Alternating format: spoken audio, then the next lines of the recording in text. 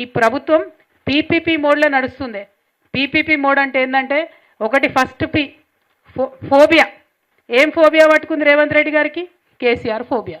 Mic పట్టంగానే కేసీఆర్ను తిట్టాలి, అంతకుమించి ఇంకో ఆలోచన ఏం లేదు ఆయనకి. ఏం రాదు పాపం, ఏం చేయడు. మైక్ పట్టంగానే సంవత్సరంన్నరైనా కేసీఆర్ను తిట్టాలి. ఒకటి కేసీఆర్ ఫోబియా. రెండు, ఇంకోటి ఏముంటుంది? పాలిటిక్స్. ఇక తెల్లారులేస్తే పాలిటిక్స్ ఇదే పాలిటిక్స్. అంటే మొత్తం అంతా కూడా ఇక్కడ మిర్చి రైతులు ఏడుస్తుంటే, పసుపు రైతులు ఏడుస్తుంటే అన్నీ ఇడిసబెట్టిపోయి ఓట్లు అడగడానికి నిజామాబాద్కు పోయింది. నిజామాబాద్ అంట, కామారెడ్డి అంటే ఎక్కడెక్కడ పోయి వాళ్ళు ఓట్లు అడుగుతాడంట.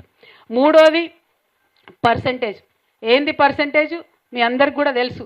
బయట ప్రతి ఒక్కరు గల్లీ వరకు కూడా 10% సర్కార్ అని పిలుస్తున్నారు రేవంత్ రెడ్డి గారిని. అందరు ఇంకా మాకైతే అడ్రస్ కూడా చెప్తురు, అక్కకి ఫలాన్ చోటకపోతే గడ పర్సంటేజ్ ఇస్తే పనులు అవుతున్నాయని. సర్పంచులు ఉండొచ్చు ఇక్కడ మనోళ్ళు చాలామంది. మీకు ఎవరికి బిల్లులు వస్తలేవు. కొంతమంది హుషారు ఉన్నోళ్ళు పోయి తెచ్చుకుంటారట పర్సంటేజ్ ఇచ్చి. పర్సంటేజ్ తీసుకోవాలి, లేస్తే పొద్దుగాలు లేస్తే పాలిటిక్స్ చేయాలి. ప్రజాపాలన మాత్రం లేదు, వాళ్ళు చెప్పింది మాత్రం లేదు. అందుకే నేను అంటున్నా ఇది పీపీపీ మోడ్లో నడుస్తుంది. ఇక ఇంకొక పీ కూడా యాడ్ చేయొచ్చు కావాలంటే. ఏ ఒక్క గ్రామంలో ఎక్కడ కూడా మహిళలకు 2500 రూపాయలు ఇవ్వలే వారు చెప్పింది.